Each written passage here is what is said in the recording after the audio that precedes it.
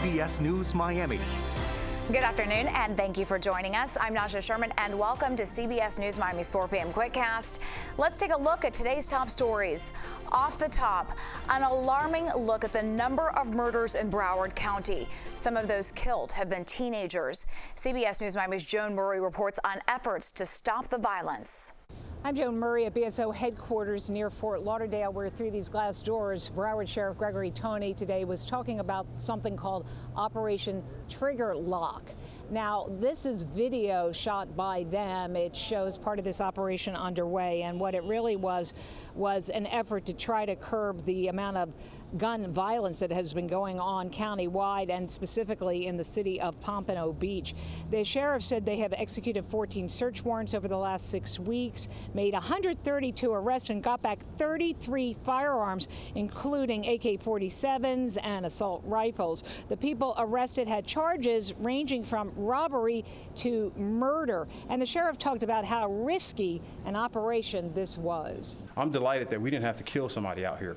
These are some very bad, violent individuals, armed to the teeth, at times having more firepower than we do, and yet we've been able to execute this high-level risk operation for 6 weeks and almost do it flawlessly. And that's a shout out to our Crime Suppression Team in Pompano, our district commander, and how they've been managing this collectively with our SID components, and our federal partners who are out here patched, armed, guns with us side by side.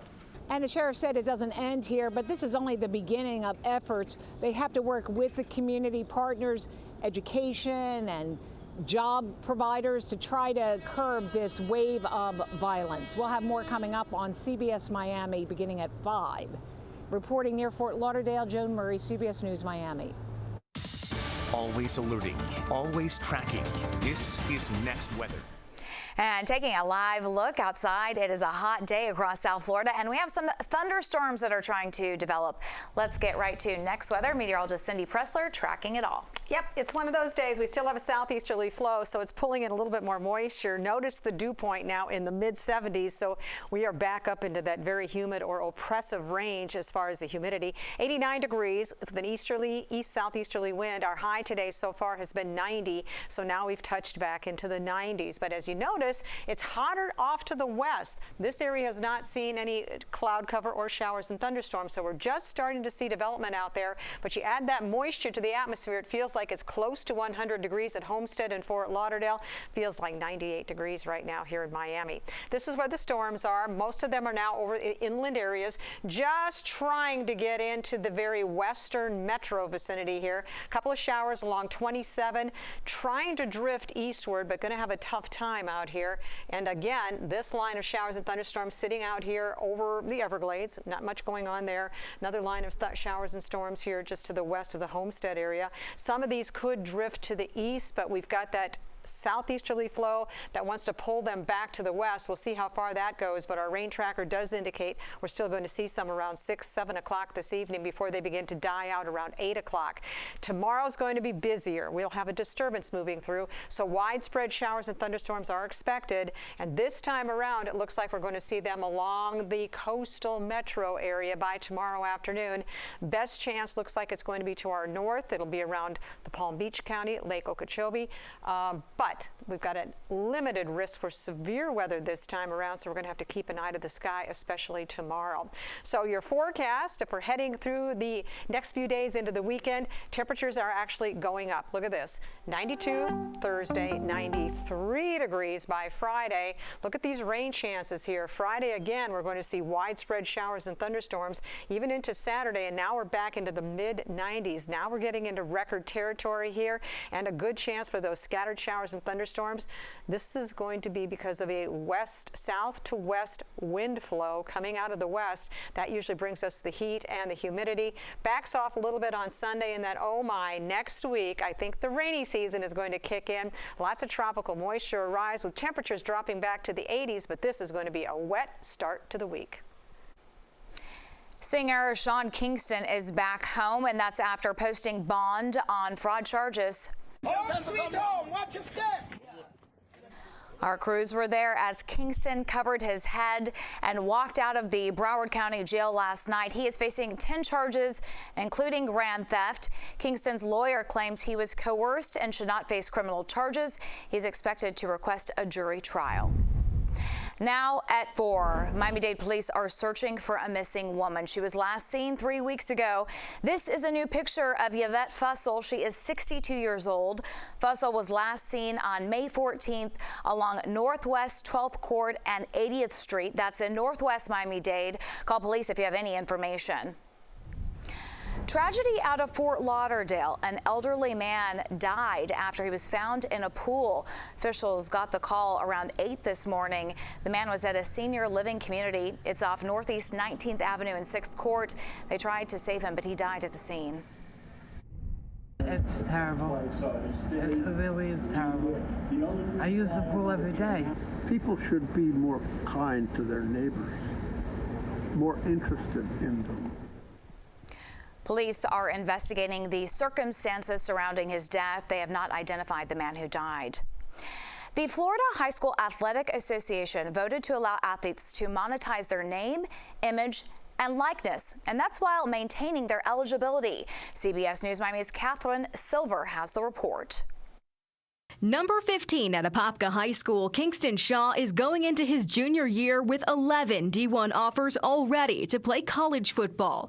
We spoke with him while he's at a camp in Clemson, right after the Florida High School Athletic Association voted to allow athletes to monetize their name, image, and likeness. There was always talk about it, but now that NIL in high school is becoming a reality, it's like really awesome, amazing opportunity. Is this something that your family has been preparing for? One of the ways we've been preparing is actually just through education, right? Through podcasts, understanding what's going on in the news, especially in the college space. What's happened in the NCAA was brought up as a concern at the board's meeting Tuesday, along with the effects on coach pay. The unanimous approval does come with limits. Students and their families must negotiate independent of their school or district and cannot use their uniform or name.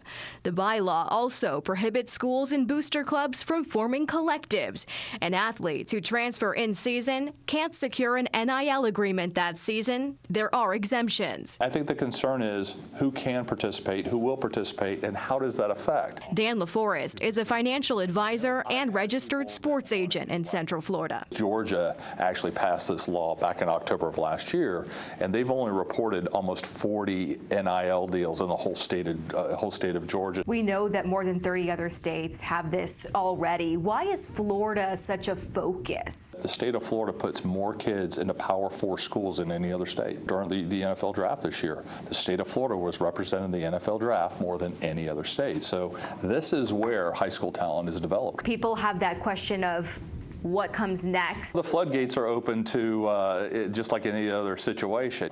I think that the ones that do get legal counsel, they do get financial counsel, and they get somebody who's looking out for their best interests, I think those are the ones that are going to be the most successful. So this is new territory for Florida, and it will be in effect for the 2024-25 school year. I'm Catherine Silver, getting results, News 6. When we come back, a consumer alert, the major safety concern involving thousands of Toyota vehicles. Welcome back to CBS News Miami's 4 p.m. Quickcast.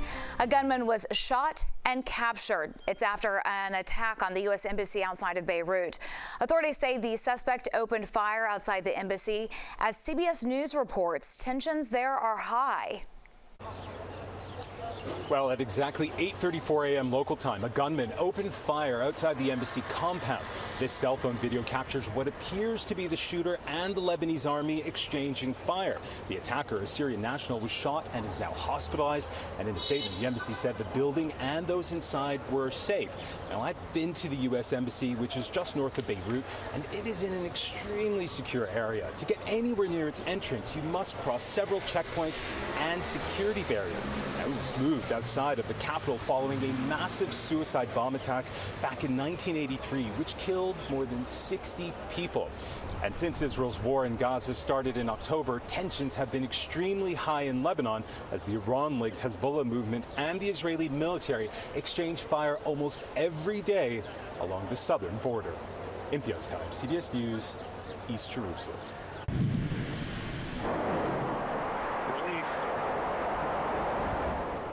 After years of setbacks and delays, Boeing has finally launched 2 NASA astronauts into space. The Starliner capsule lifted off from Kennedy Space Center. It was their 3rd try.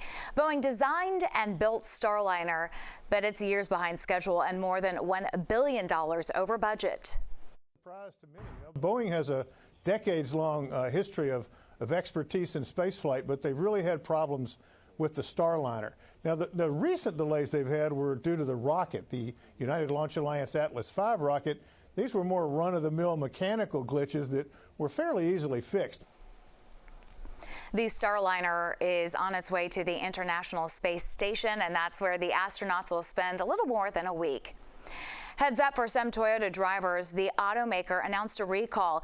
It covers about 100,000 Tundra pickups and about 3,500 Lexus SUVs. Toyota says the recall is to fix a problem that could cause the vehicles to lose power while driving. So far, Toyota hasn't come up with a fix for the issue. Officials say once it's determined, repairs will be free of charge.